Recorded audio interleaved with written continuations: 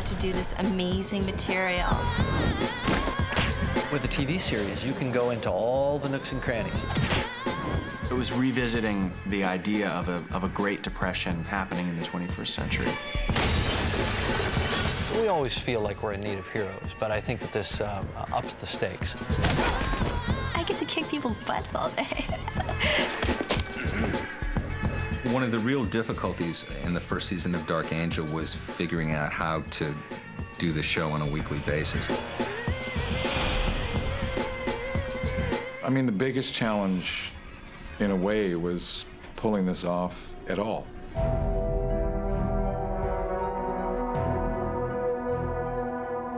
What is Dark Angel? Well, I guess most importantly, it's comes out of the hearts and minds of Jim Cameron and Chick Agley. It's not that I wanted to do TV as an abstract thought. It's that if Chick wanted to form a company with me and do it, if that was an opportunity, then I would do it. So we wanted to know, what it was that Fox wanted. They'd had a lot of success, obviously, with X-Files, so they weren't turned off to the sci-fi genre. It takes place 20 years in the future, but it's a future that probably resembles the Great American Depression of the 30s more than what you might anticipate kind of high-tech future to be. We're saying that there's an event that causes a complete economic collapse and America's sort of back into a depression. And now what that gives us the opportunity to do is to recreate the kind of the gangsters and the corrupt society and the average person being kind of an underdog who's in need of a hero. So we've created a hero to fill this vacuum, this need, and she's the Dark Angel. She's the avenging angel of the story. In this case, I was the instrument of the Most High. Yes, well, around here, I'm the Most High, all right? It seemed like maybe if we could do kind of a hip-hop youth ensemble thing, and so I was talking to Jim about this, and he goes, yeah, and maybe one of the girls has been genetically engineered, and it takes place in this dystopic future after an electromagnetic pulse has destroyed the electromagnetic infrastructure for 1,000 miles in every direction. And, it just sort of went like that. This is what we do. We're soldiers. We started talking about, surrogate soldiers. What if an elite squadron of soldiers that had no familial alliances? They were anonymous, they didn't, have names or places or allegiances. Max is short for Maximum. She's the maximum girl. She's kind of a revved up version of us. She's not a cyborg, she's not a machine. She's kind of the nth degree of human potential. Are you dehydrated or something? Because you're not making a whole hell of a lot of sense. She's made up of like 25 different people, sort of the genetics of the best, the smartest in every subject. Every aspect, wherever somebody excels, she's sort of made up of the best. My DNA, I'm pretty much a blood relative to everybody who's been anybody ever. Churchill, Einstein, Pocahontas. Archangel was a very confused, driven, curious, dark, introvert. She is a lot like a lot of people who don't feel like they fit in the world, which is why I liked playing her so much, because I identified with that as well. If you were in this situation, what would you do? You would run. You have to survive. It's about survival. To me, that was probably the most powerful part of it. This is Leidecker. I want you to capture if you can. But if any of them make it to the perimeter, you are to terminate. And X5 is the 5th generation that we've been working on that's perhaps shows the most possibility for success. We postulated that the X5, that Max's generation was the 5th generation and the first truly successful generation of Manticore progeny. The government's main goal, I believe, here in the Defense Department's main goal was to create the ultimate soldier. And what happened with some of these characters was not the ultimate soldier, but sometimes the ultimate person. You murdered an innocent man. The night we all escaped, you put your lives in my hands. I've been looking out for you ever since. Manticore was, I guess, a government project where they were taking, like, sort of cat DNA and mixing it with human DNA and creating the so-called perfect, genetically created soldier. As they started to grow, they kind of got minds of their own, and they realized that what the government had created and what they were actually doing wasn't necessarily right. They were designed to have the same blood type so that they could transfuse one another on the battlefield. Their organs are interchangeable. So that's what sets up the end of season 1, where Zach shoots himself in the head to have his heart go to Max. The pulse is basically, if you can imagine, waking up in the morning and not being able to use your cell phone, not being able to get an ATM machine, not being able to get on the internet, not being able to do the things we've all become not only accustomed to and comfortable with, but relying on. It turned the United States overnight into a third world country. Through the lens of science fiction, we take a world, we make all that stuff more vivid. You know, we make the political structure more corrupt. We make the whole social infrastructure more ragged, more chaotic. And so all the moral choices become that much harder and that much more vivid. I remember my first day on the set and just walking around this incredible world that had been created by the production team. Really just blew my mind. It's not a question of if that's going to happen, it's a question of when.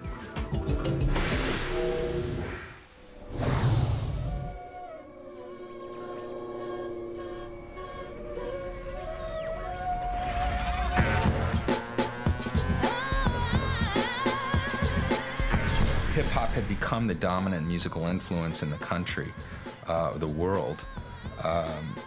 It sort of stood to reason that hip-hop would also, continue and extrapolate into the future.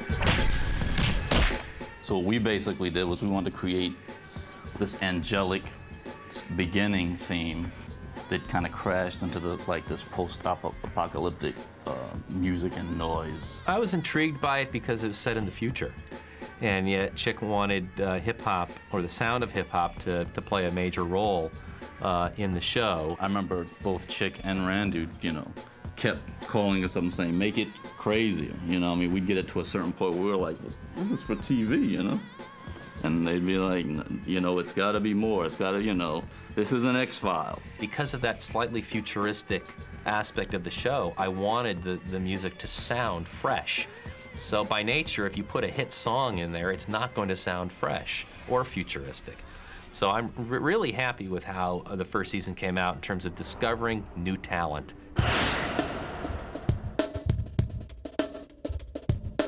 Well,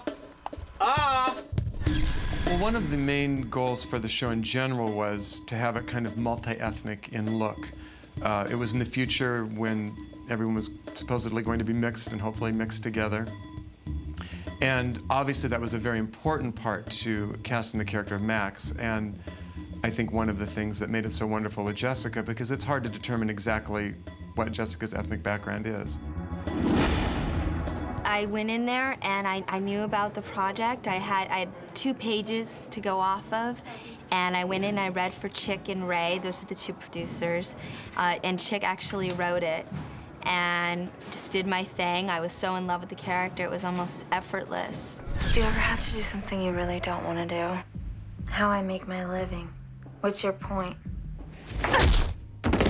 She's a bike messenger during the day at a place called Jam Pony. And that's kind of where she just chills and she's herself, and she doesn't worry about, is this person gonna do this or that, or wondering if someone's kind of weird or works for the government. She just kind of like hangs with her friends and lives as normal of a life as she can. You ever notice how cats always seem to show up around dinner time? I got a call from my television agent who said, you have an audition for Dark Angel. And I said, that's the Fox? You mean the James Cameron thing? And she said, yeah, it's a TV show. So penny dropped, and I was like, oh, okay. I want to be Logan then. And she said, good, because that's what you're going to be auditioning for. The drug cordodiazepine is expensive. in short supply and much sought after as a cancer treatment. I think without Eyes Only, he would have been completely rudderless and just adrift, awash in his own sort of moody world. And Eyes Only, I think that the opposite of a mask was his concept, which is that normally a Lone Ranger would wear a mask over the eyes and would be the one part that would be obscured. And I think Logan, in his little paradoxical, interesting way, decided that the mask should be ultimately revealed. Max can repeat a 14-digit phone number by listening to the beep tones. Yeah. On speed dial. By instant. My manager said, there's this part, and I think you'd be so great, and it'd be really fun for you. And he faxes it to my house, and I read it, and it says something like, ghetto fabulous girl with long nails and attitude, and I was like, ooh, no. Now, why can't I find a girlfriend like that? Brings him lunch every day, thoughtful, sweet, legs from here to there. I just pictured every bad stereotype, you know, that you could just imagine for a character like that. And then she was a lesbian, too. I was like, ooh, that's just opening up the door for a lot of bad things to happen in one place. And I was going to be the conduit for it. And I was just like, nah, I don't think so. And he faxed me the material, and this little thing inside my head said, you know what, Val? If you get this, just this material, there's so much that you could do that's not on that piece of paper. So why don't you just go ahead and go do it? You already got a job. You probably can't even do this one anyway. So just go ahead and go audition for it and do what you want to do. And if they like you, great. If they don't, okay.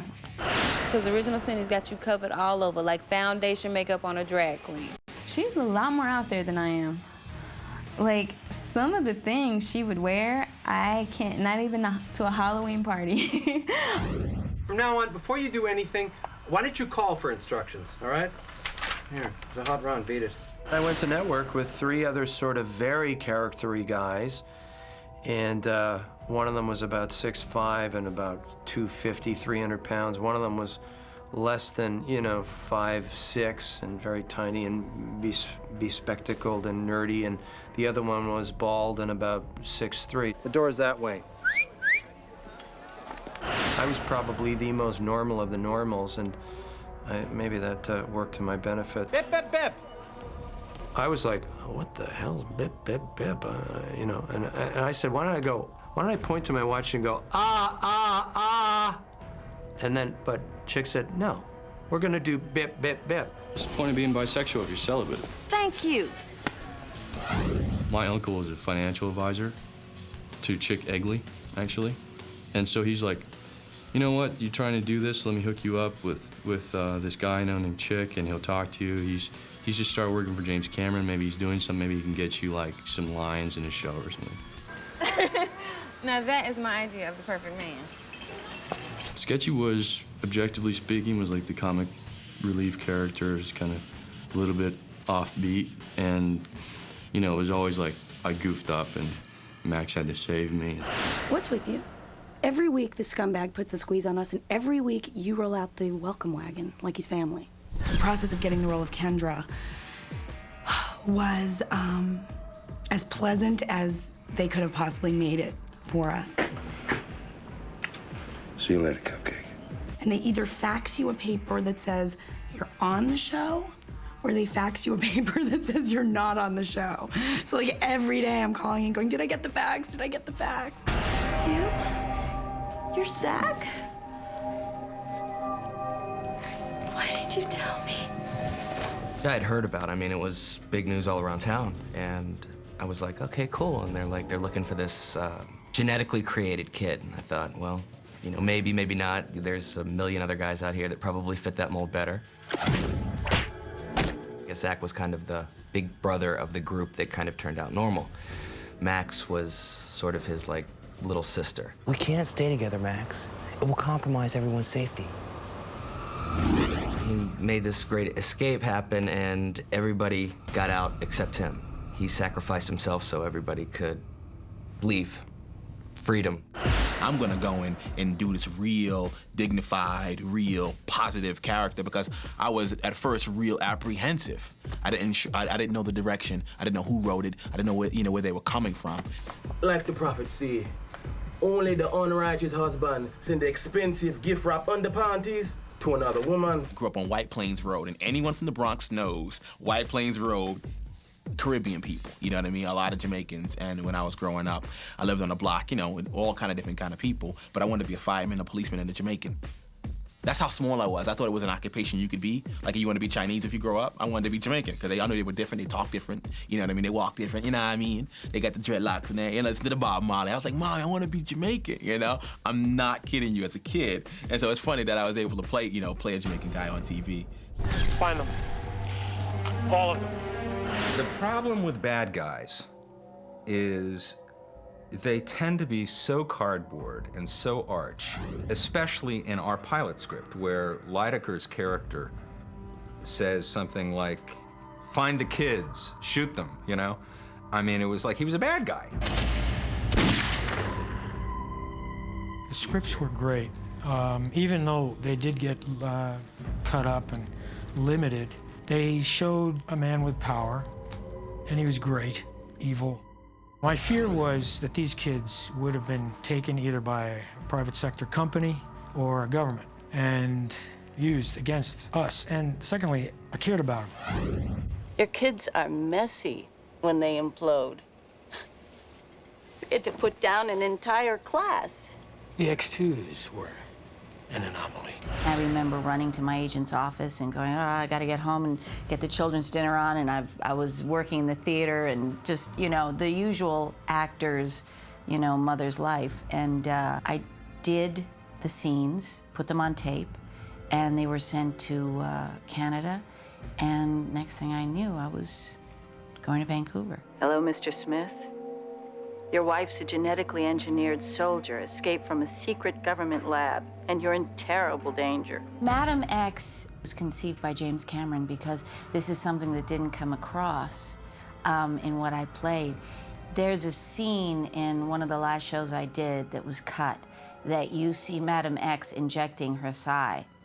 And it becomes clear that why she's chasing these children around is that she is taking their DNA and she has somehow found a way around aging.